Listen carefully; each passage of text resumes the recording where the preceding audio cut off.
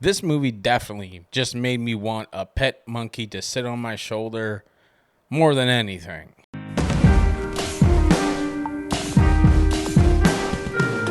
Gladiator 2, directed by Ridley Scott, of course, is the follow-up to Gladiator from 2000. So, what did I think about it? Well, let's talk about the categories and give it a score. First, acting. You got a great performance, you got a good performance, and you got some okay performances sprinkled all over there. The great one, of course, you got to give it to Denzel Washington. I'm not going to be the one bugging about his accent.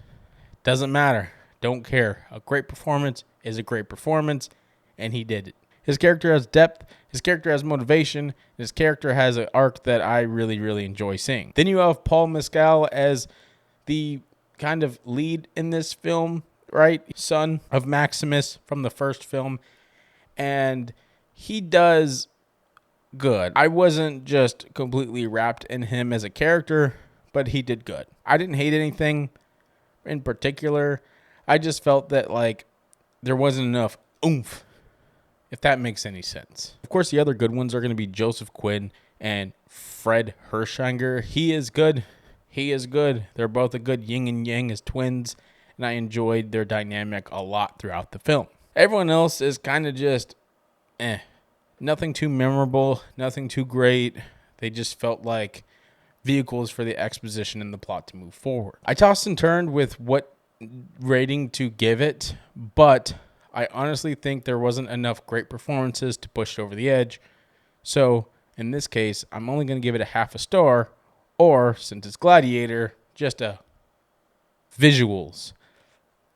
Oof. So I'll talk about what's good first.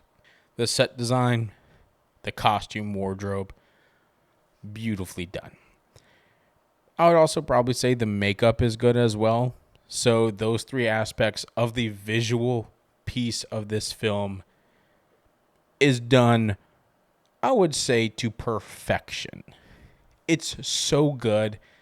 And if this film was just that, then maybe you'd be transported, but there are a lot of issues. First off, the CGI is bad.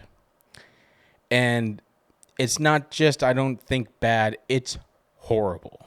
From the opening to the end, there isn't a part where I'm going, okay, this is where their budget went when it comes to the visual CGI or the special effects of everything. It just feels like they rushed it. And the biggest reason why I complain about this is because it just pulls me away. When I see bad CGI, I just kind of go, oof, that's just rough looking. Of course, I knew some of this heading into the film by just watching the trailers because, yeah, the trailers looked rough too. And, well, they didn't fix it. They didn't change anything, and you can tell. Then let's talk about the camera because it's bipolar. It doesn't understand what it needs to be. When I think the film needs the shots to be stagnant and still, the camera moves. When I think the camera needs to move and be active, the camera is still. It's just not doing it right. Now I know I'm just some guy spouting out about some guy who does this for a living, but it's distracting. Sometimes shots are wonky when they don't need to be wonky, and sometimes they become wonky randomly, then go back to smooth, and you wonder, what happened? Did you trip? Did you sneeze? What happened? And then the thing I don't really talk about, the visual aspect of things, but the editing in this film is horrible. It cuts to the different shots. They don't let the camera breathe. They don't let the camera be its own thing. They don't let the shots be its own moment. They're so worried about making a blockbuster where you get these rigid, crazy cuts where it didn't need to be. It also masks the issues that the action scenes have when actors are not wanting to do full scenes and commit 100,000 times percent. It's just rough. Now, I will say the battle scenes are cool. The gladiator scenes are cool. Everything about the war is really cool, but it also has issues because the camera cuts a lot, the camera doesn't work a lot, and it's just rough. So with all that being said, I'm just going to give it 0 stars in this category, or audio. Well, they imported the old theme into the film. That was cool. Yeah, the music, the score, it works, right? I mean, it encapsulates that time period in terms of what you would think the music would sound like and how it would feel. It's done really well, and I don't really have any gripes, but I don't have anything that I absolutely loved about it either. The general sound effects, hearing characters is perfectly fine. I had no issues with it, but like I said, it's just kind of mid overall, and I don't really have any too huge complaints, but I also don't have any too many great things that I love about it. So with all that being said, I'm just going to give it a half a star within this category, or story. So the story is tricky with this one. It really is.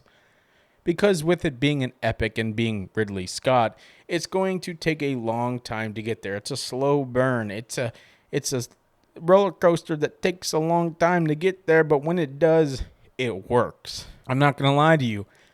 About 2 hours into the movie, I didn't like it. I was not in love with what I was seeing, but then things started moving and the dominoes started falling, and my attention was grabbed, gripped, and pulled in, and I loved it. Now, I could say that this is a huge downer for the film, and I think that a lot of people who aren't accustomed to Ridley Scott, but aren't accustomed to slow burns, and are just looking for a general blockbuster, are going to have problems with loving this film. It takes a while to get there, but when it does, it gets there.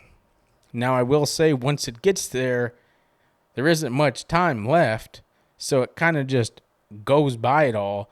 But in the grand scheme of things, when you really look at it, it makes sense. The character development, the character moments are all intentional and done with purpose and poise, and I enjoyed it.